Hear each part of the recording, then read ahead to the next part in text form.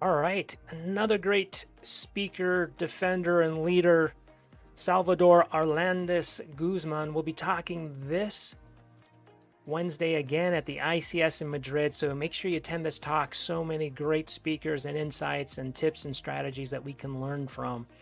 And here he'll be talking about Resume, aquablation, laser enucleation, and prostatic stents. Have they already changed invasive prostatic treatment paradigms? Great question. Here are just some thoughts that I wanted to share from a ManVsProstate perspective. Once again, the three big drivers of good health policy are having the right dialogue, the right data, and the right deobstruction, which means we need to have the right language with which we can talk about deobstruction, at least from the perspective of defenders of the Detrusor, from the perspective of the bladder. And from the viewpoint of a bladder, there are two main deobstructive approaches.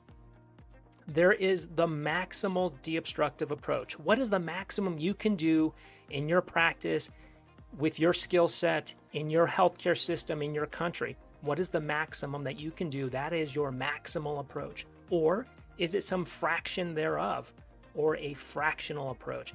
And you can see over time, and for this talk, they'll be discussing a lot of these different types of fractional technologies as well as maximal deobstructing technologies. And from the perspective of the bladder, there's really a duality of deobstruction, maximal and fractional.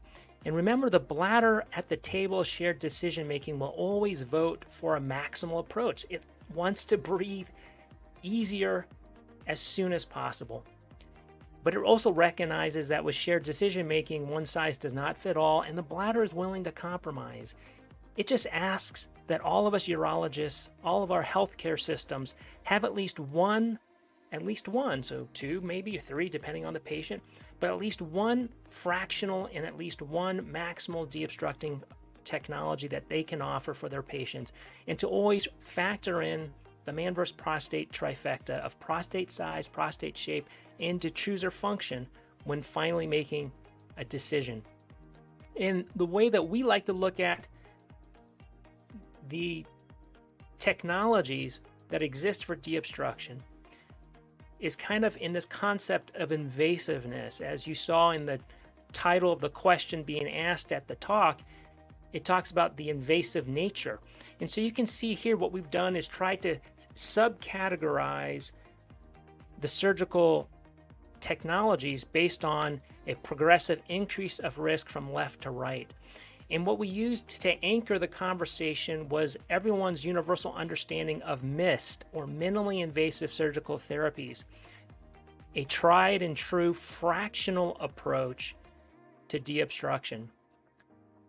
It does require permanent technologies, often can be done in the office, involving a lot of these fantastic technologies you can see listed here. One that's missing that I should have put, that I will update, is obviously transurethral incision of the prostate, a great fractional technology that can be used for decades and used throughout the world where the technology is available.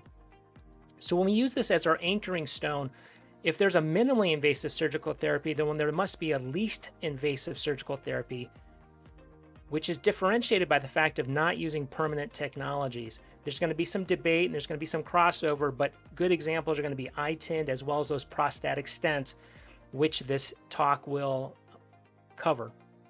And so once again, if we talk about minimally invasive, well, then there will be invasive surgical therapies, which introduces now into the maximal deobstruction technologies, once again using permanent technologies in the hospital, such as enucleation, aquablation, and so forth.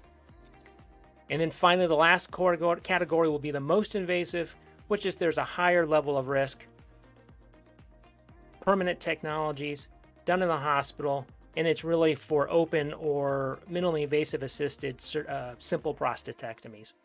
And so when we have those categorizations, it just helps, at least from a patient-facing decision-making aid, when you talk about, there's these four categories, there's the least invasive, minimally invasive, invasive, and the most invasive, we can begin to have that right dialogue with our patients and with each other and begin to factor in, right, prostate size, prostate shape, and Detrusor function as well as all the 4 elements of good health policy to begin to find the right surgical deobstructing choice for each individual patient. So I hope that helps a little bit. I just wanted to share some insight on that, and looking forward to hearing back from you guys about that talk and what we can use to learn and to improve our crusade. All right, take care. We'll see you guys on the next one. Bye.